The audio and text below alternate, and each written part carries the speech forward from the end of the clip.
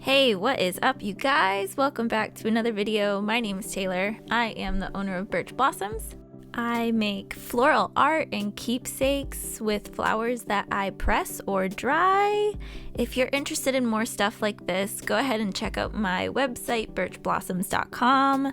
If you have any special event happening, a wedding, or if someone just had a funeral, go ahead and place a booking online. I serve all throughout Michigan, but mainly local to Southwest Michigan.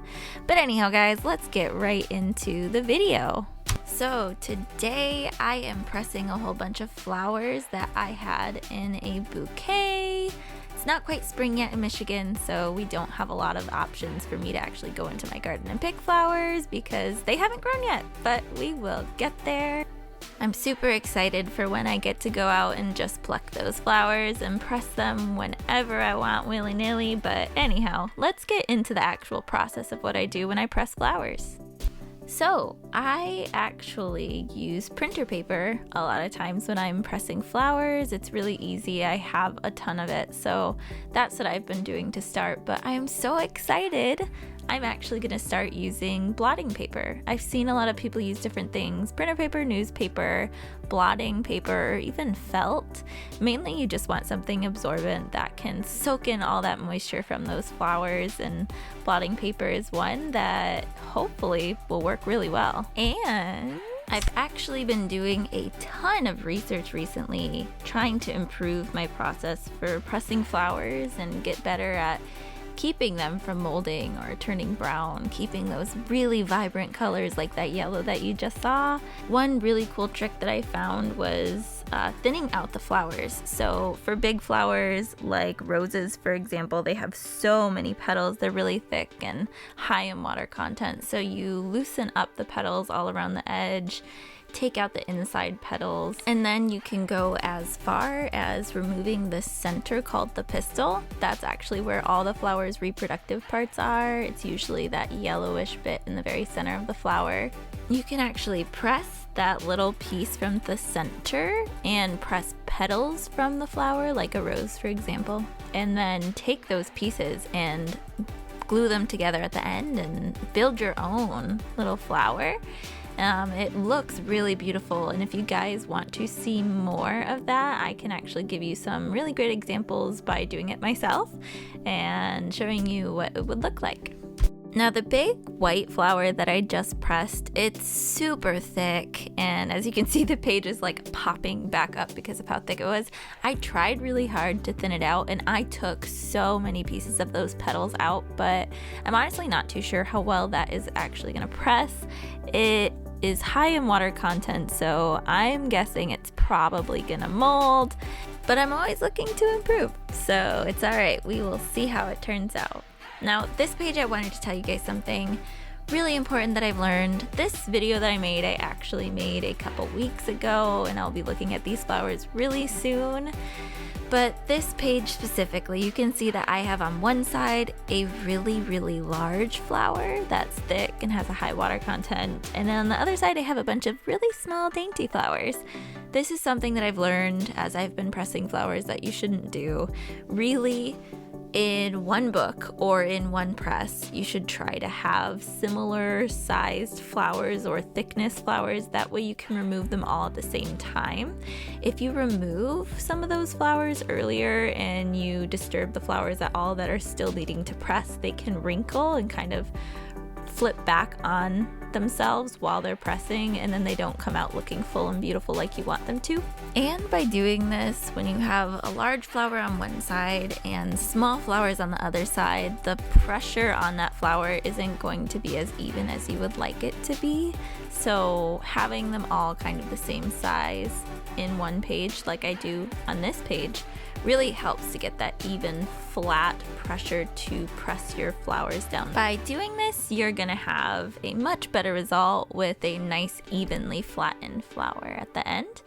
One more thing that I've really been trying to improve is keeping that awesome vibrant color that those flowers have. Sometimes with the bright poppy colors, they seem to fade a bit for me, or the greens might get a little more yellow, and it still looks very pretty, but I want to try to really hold that vibrant color. So if you guys have any kind of tips or tricks, please leave a comment below. I read my comments and I'm always looking for new things to do to improve my process. Anyways, guys, I hope you're enjoying this video so far. I have a really fun time making it and pressing the flowers and then getting to make all the art. I'm super grateful for the opportunity, and I'm gonna let you guys just chill and watch me press the rest of these flowers.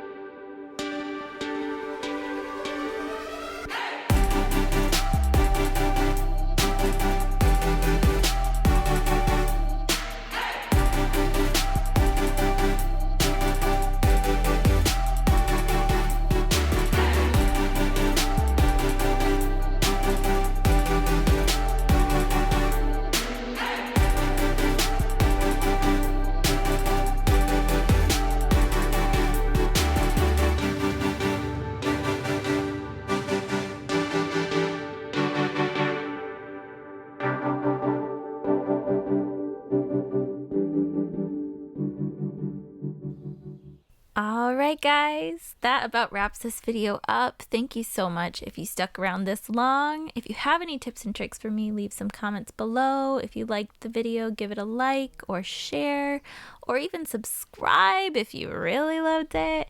I will be posting videos hopefully every week on Saturdays or Sundays. I'll get into more of a schedule as I get deeper into the YouTube realm. If you want to see more, go ahead and check me out on Facebook or Instagram. And if you want to place an order with me for a floral keepsake, go ahead and go to birchblossoms.com. I will see you next week. Bye, guys.